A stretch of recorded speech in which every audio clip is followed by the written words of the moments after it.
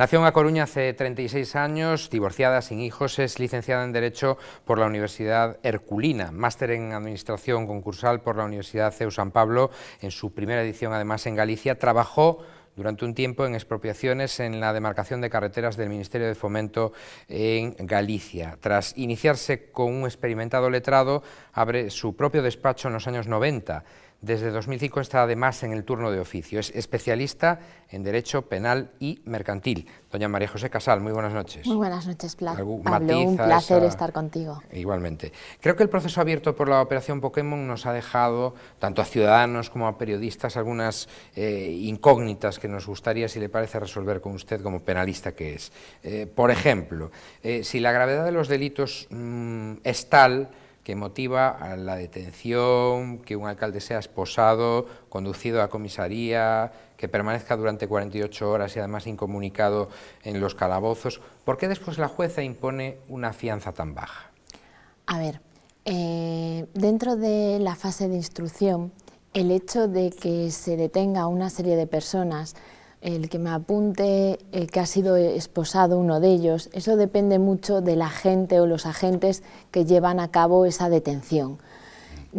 Si me pregunta directamente si considero excesivo o no el hecho de haber esposado a uno sí, a otro no, eso cada agente en el momento que se efectúa la detención pues es el que en cierta medida considera que debe o no debe utilizar ese medio. Luego entramos, si le parece, más en detalle en ese tema. En cuanto a la fianza. No baladí de las esposas, pero le decía lo de la fianza. ¿Por qué tan bajas si el delito en teoría es tan grave? Las fianzas dependen de la capacidad económica de cada uno de los imputados. La capacidad económica, cada uno tiene unas cargas, cada uno tiene unos ingresos, entonces no se puede establecer una fianza única o general para todos. Por eso, concretamente, en este caso que me comenta, en unos casos se ha impuesto 6.000 euros, en otro caso concretamente 10.000 euros.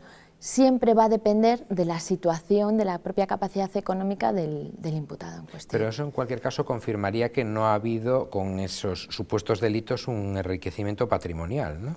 No, eso no presupone exactamente eso. Lo que presupone es que estas personas a día de hoy presuntamente han cometido unos hechos delictivos y se está investigando en la fase de instrucción. De cara a asegurar pues, que estas personas puedan incurrir en llegar a poder evadirse de la justicia o llegar inclusive a salir del territorio español, pues se fija una fianza en proporción a sus capacidades económicas, pero nada tiene que ver con el fondo de la cuestión, que a lo largo de la instrucción permitirá, por las medidas de averiguación, ir concretando en qué medida esas personas han cometido o no los hechos delictivos que se les están imputando. El presidente del Colegio de Abogados de Galicia, Antonio Pratas, estuvo aquí en este espacio, pero el otro día en la COPE nos dijo que la decisión de que un detenido comparezca, lo mismo que decía usted, ante una jueza o un juez esposado, depende del funcionario de policía que lo conduce al tribunal. Pero en un caso como este, con un alcalde que ya ha sido esposado, detenido, incomunicado, que ha estado tiempo, o un día o dos en los calabozos, ¿no cree usted que la jueza podría ordenarle al funcionario, una vez en la sala, que le quite las esposas? Porque claro, uno no se imagina al regidor de Ourense o al regidor de Boqueixón escapando por los pasillos del juzgado, ¿no? Ni agrediendo al abogado. Evidentemente, ni al fiscal ni a ninguna de las personas que se encuentran en ese momento en sede judicial. No obstante, la instructora podría haber acordado esa medida, pero realmente, repito, son los propios agentes, los funcionarios que están custodiando a esa persona los que ponen los grilletes o no los ponen. Se lo digo porque bueno, estamos cansados de ver juicios, qué sé yo, a etarras en la Audiencia Nacional, en donde el juez o jueza dice, haga el favor expresamente de que ese señor se siente, haga el favor de que abandone la sala, espose a ese señor, y le da la orden al funcionario de policía. En última instancia, dentro de una sala, el que tiene la última palabra es su señoría. Algunos políticos de nuestra comunidad han puesto en tela de juicio la fecha elegida para ejecutar esa operación Pokémon, para ordenar las detenciones concretamente de ella, por estar en pre-campaña electoral. Imagino que usted opina, como yo, que la justicia no puede estar condicionada por el calendario de los políticos, ¿no? Para nada, coincido totalmente con usted en el sentido de que las fases de instrucción no se sabe, en el momento que se toman estas medidas, el trabajo no acaba de empezar, el trabajo lleva, concretamente en esta operación, llevan un año con ello. El 6.000 hecho de escuchas telefónicas, además un trabajo ímprobo de... arduo y que no se determina esta fecha en concreto porque a nivel político pueda interesar. En España existen tres poderes, que son el Ejecutivo, el Legislativo y el Judicial. Y ni el Judicial está obligado por el Poder Ejecutivo ni por el Poder Legislativo. O sea, que usted sufrió mucho cuando el señor Bermejo decidió acabar a tiros en una cacería con la división de poderes, ¿no? Efectivamente. Yo creo en la división de poderes, creo que la independencia de los jueces y los fiscales hay que luchar por ello al máximo, y el hecho de que esta coincidencia en fechas, pues realmente estamos ya prácticamente en una precampaña, nada tiene que ver, es una coincidencia. Es más, los que apuntan, y en ciertos medios ha salido, el que tengamos las elecciones el 21 y que justamente el político del Partido Socialista sea uno de los primeros imputados, también hay un regidor del Partido Popular, o sea, es que aquí se está investigando... ¿Un concejal del BNG? Y un concejal del BNG, por lo tanto, no hay colores, ni hay... Aquí simplemente se está investigando sobre unos presuntos hechos delictivos, sean regidores de un partido o de otro. Lo que sí, a ver si coincide usted conmigo en esto o no, sobre este caso Pokémon pesa o pesaba secreto de sumario, pesa secreto de sumario, pero visto lo visto en la prensa, en los medios de comunicación han salido absolutamente todos los datos. ¿No cree usted que sería necesario ya revisar este concepto del secreto de sumario?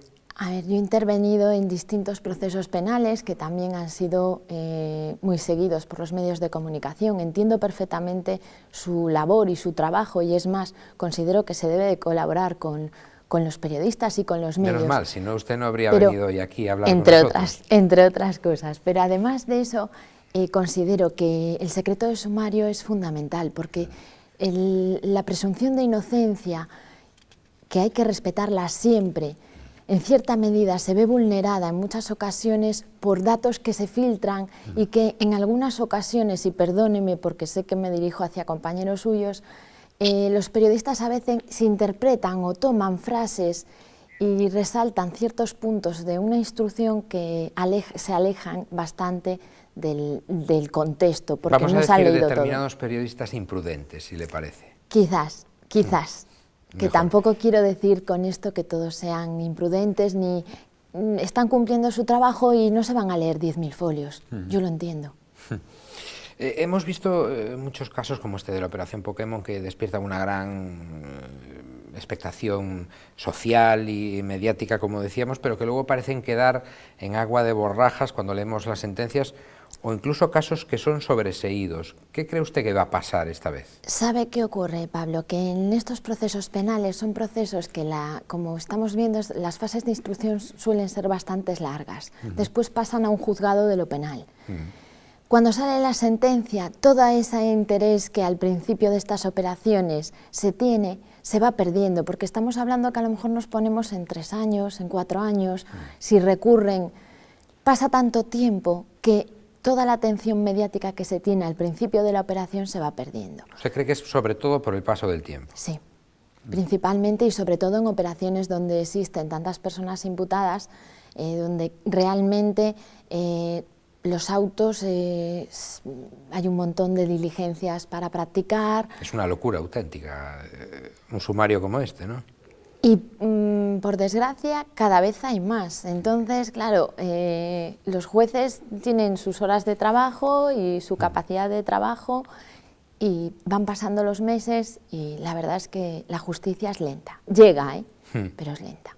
Hablemos de la otra parte de su trabajo, si le parece, porque como decíamos, es usted también experta en derecho concursal, algo desgraciadamente muy de moda, no solo en Galicia, en España. Es cierto, como nos dijo en este mismo espacio otro especialista en esta materia, que los abogados intentan siempre evitar por todos los medios la subasta de la empresa. Efectivamente, la finalidad principal de un concurso consiste en llegar a la viabilidad de esa empresa, que esa empresa pueda, porque en un momento coyuntural, por unas circunstancias X, llegue a una situación límite, pues antes de que se llegue a esa fase límite se intenta buscar una solución a través pues, de una serie de procedimientos, bueno, hay unas quitas, unas esperas, pero la finalidad última del concurso es que se llegue a conseguir la viabilidad económica de la empresa. Que ¿Qué continúe ocurre? operando, vamos. Que nos encontramos en el 80% de los casos que cuando se llega a la fase, a solicitar, a instar el concurso, la gente, los empresarios tienen miedo simplemente a la palabra. Cuando acuden a nuestros despachos vienen porque consideran que va a ser un descrédito para la empresa. ¿Y acuden demasiado tarde? Ese es el problema, que cuando llegan ya es demasiado tarde, porque estas situaciones normalmente son situaciones de insolvencia. Existen insolvencias que cuando llegan, la insolvencia ya es tan grande que ya no hay posibilidades para poder reflotar esa empresa. Entonces la finalidad en sí del concurso se encuentra muy limitada y sobre todo el administrador concursal maravillas no puede hacer de donde no... Hay poco margen de maniobra. Efectivamente. ¿Pero ha caído el número de procesos concursales en No, lo que llevamos de año aumentado. 2012? Ha aumentado, pero ha aumentado a unos índices increíblemente altos. ¿Qué ¿Usted nos ocurre? está hablando de A Coruña tan solo o de Galicia? De Galicia, en concreto de Galicia, pero principalmente es porque las empresas están, bueno, la crisis que estamos viviendo se está viviendo a nivel nacional y a nivel internacional, y las empresas se están endeudando hasta unos límites. Esto es un efecto cascada en el sentido de que un proveedor deja de pagar, el otro tú no cumples como empresario con este proveedor porque a ti el otro tampoco te ha pagado, y es todo... Una bola de nieve. Efectivamente. Y esa bola de nieve cogida a tiempo tiene solución, porque todo en la vida tiene solución. Menos la muerte, todo. Pero ¿qué ocurre? Si acudes tarde, esos mecanismos que tienes para poder salir adelante ya está un poco más difícil. Pero bueno, hay muchos casos. Tenemos, por ejemplo, Fadesa y otros muchos más que han salido de la fase concursal. Afortunadamente. Usted formó parte en 2010 de una candidatura integrada solo por mujeres, 8 concretamente, autodenominada el Hall del Juzgado, que pretendía dirigir los destinos del Colegio de Abogados de A Coruña para cambiar algunas cosas. ¿Qué es lo que querían cambiar concretamente? El objetivo principal de esta candidatura consistía en que llegase Savia Nueva a la Junta de Gobierno del Colegio de Abogados. El Colegio de Abogados es una institución que lleva muchísimos años, y con nuestra iniciativa no queríamos poner en tela de juicio el que no funcionase esta institución, ni mucho menos. Lo que pretendíamos era pues que, bueno, dado que nuestra Junta tiene una media de edad un tanto elevada y que, por ejemplo, profesionales del derecho que nos encontramos pues, dentro del turno de oficio, dentro de muchas actividades del colegio, considerábamos que se necesitaba pues, un poco de eso, de savia nueva dentro del órgano de representación de nuestro colectivo. No consiguieron ustedes la victoria, pero, bueno, me ha dicho un pajarito, por cierto, que cuando ustedes le fueron a pedir el voto a sus compañeros, muchos de ellos le decían, deseo que ganen, pero ya tengo mi voto comprometido. Y también que a alguno le sentó bastante mal que fueran ustedes todas mujeres y no hubiera ningún hombre. Sí, bueno, respecto a lo primero, sí, mucha gente pues, contestaba que tenía el voto comprometido. Yo creo que la iniciativa, yo estoy encantada de haber participado, es más, no tengo ninguna objeción a que en las próximas elecciones seguramente me vuelva a presentar, porque creo que todo lo que puedas aportar al colectivo para el que perteneces, pues está bien, o sea, no creo que incurriésemos en nada que no fuera correcto. ¿Qué ocurre? Que bueno, es una institución que lleva muchos años y la renovación es difícil, pero por algún sitio había que empezar. Es la primera vez que hay una candidatura renovadora. Sí, probablemente sea un caso casi único en toda España en cuanto a que sean 8 mujeres jóvenes, pero con una experiencia profesional ya dilatada. ¿Todavía hay machismo en los órganos de justicia, en los órganos colegiales en España? Gracias a Dios cada vez menos. Cada vez menos, y sobre todo porque cada vez hay más mujeres. Solamente hay que acudir a las aulas de las facultades donde ganamos por goleada, esa es la verdad. Entonces, realmente yo creo que cada vez hay menos machismo, pero evidentemente sí, todavía han sido muchos años donde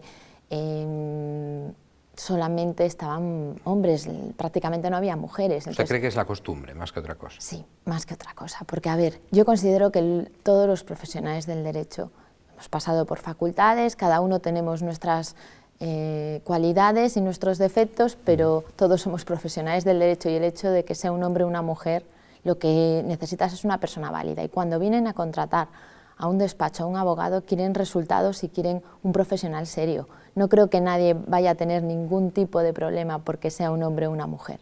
Creo que a día de hoy no debería ocurrir. Lo que sí es impresentable, si me permite el calificativo, es que un abogado del turno de oficio cobre lo que cobra. Creo que por cada guardia son 0,24 céntimos. Una miseria. Es decir, no cobra. No sé exactamente la cantidad. Sé que cobramos tarde, mal y arrastro. Pero está el gobierno descuidando, olvidándose de la asistencia jurídica gratuita, que es un derecho fundamental más garantizado en nuestra Constitución. No se está olvidando. Lo que ocurre es que yo considero que es la labor social más grande que hay hoy en España. Los profesionales del derecho que estamos en el turno de oficio lo hacemos porque verdaderamente tenemos vocación, porque como usted bien ha dicho, nadie sale ganando, nadie se va a enriquecer en el turno de oficio económicamente. ¿Qué ocurre? Que lo que está pasando es que en cierta medida están abusando de los profesionales del derecho que estamos en el turno, porque es un servicio que está garantizado por la Constitución española, pero no está retribuido al trabajo que se realiza.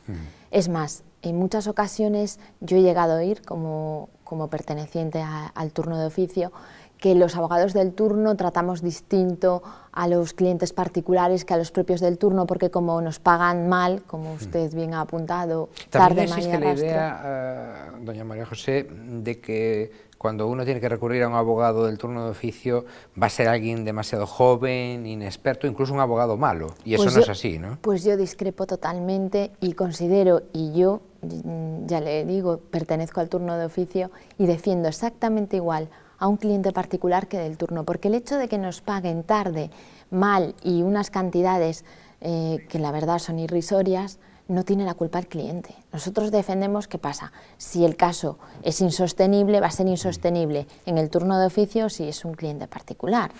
¿Qué ocurre? Sí se tiene la idea de que normalmente es gente joven, pero yo tengo muchos compañeros que para nada. Usted misma es la prueba de que no es así. Bueno, es joven, evidentemente, pero tiene una experiencia ya muy importante. Y sigo perteneciendo al turno. ¿Qué ocurre? Que lo que noto es que dentro de los compañeros pues quema un poco el hecho de no tener la contraprestación. Y no digo enriquecerse, pero que por lo menos los pagos se sepa cuándo se va. Cuando nos abonan el turno de oficio realmente uno no sabe, ya casi ni se acuerda de lo que ha representado. Pero ¿está usted de acuerdo con la decisión del ministro Alberto Ruiz Gallardón, el ministro de Justicia, de ampliar horarios y también fechas, por ejemplo el mes de agosto en los juzgados o no? A ver, en cuanto a lo de ampliar horarios, en la actualidad en muchísimas ocasiones te encuentras con que pasan de las 2 y 3 de la tarde y estás dentro de una sala porque estás en un juicio y sales a horas intempestivas. Por otro lado, el hecho de ampliar el mes de agosto, yo como abogada penalista pues no voy a entrar porque el juzgado penal, como bien sabrá, en el mes de agosto es hábil y en el tema laboral también es hábil. Yo laborales no llevo, pero bueno, prácticamente a mí agosto me suele tocar trabajar. Pero reconozco y soy solidaria con los compañeros que todo trabajador necesita un periodo de descanso. Pero usted lleva de vez en cuando algún asunto también civil, incluso como me decía antes de la entrevista, como se encarga de cuestiones relativas a las empresas, pues a veces dicen, bueno, ya que tenemos esta abogada, le voy a encargar también mi divorcio, por ejemplo. Sí, llevo también casos de familia. Y en agosto va a tener que trabajar. Y en agosto voy a tener que trabajar, y este mes de agosto he trabajado. Yo, respecto a eso, no tengo ningún problema. Todos tenemos, le vuelvo a repetir, todo trabajador necesita un descanso, una desconexión. Yo este año en concreto intentaré cogerlas en el mes de diciembre. Yo tengo un equipo con el que trabajo, somos varios abogados y nos distribuimos las cargas de trabajo, entonces me cubren ellos a mí y yo les cubro y viceversa. Bueno, el Gobierno planea, esta es la última, ahora una reforma de los órganos judiciales que ha puesto en pie de guerra a toda la judicatura, tanto a jueces por la democracia, los supuestamente progresistas, como a la Asociación Profesional de la Magistratura, los supuestamente conservadores. ¿Creen que esa reforma resta independencia, entre otras cosas, porque aparta a las asociaciones profesionales de jueces de la elección de los magistrados? Personalmente creo que lo que le comentaba antes, la división de los tres poderes tiene que ser efectiva y plenamente. ¿Y esto afecta en contra? Y yo creo que afecta. Concretamente considero que tiene que dejarse la independencia total y en este sentido para mí es fundamental. En eso no voy a entrar, no tengo ningún atisbo de duda en que se debe dejar a la justicia actuar y al órgano judicial, al Poder Judicial, tomar sus propias decisiones y escoger plenamente a las personas que los tienen que representar. Pues doña María José Casal Rodríguez, gracias por haber estado con nosotros, por haber venido desde A Coruña a nuestros estudios centrales en Santiago y hasta una próxima ocasión. Buenas noches. Un placer. Y ustedes saben que tienen una cita aquí en Popular Televisión Galicia, Nove Acción, de lunes a jueves, a eso de las 9:30. Que pasen una feliz jornada, lo que queda de ella.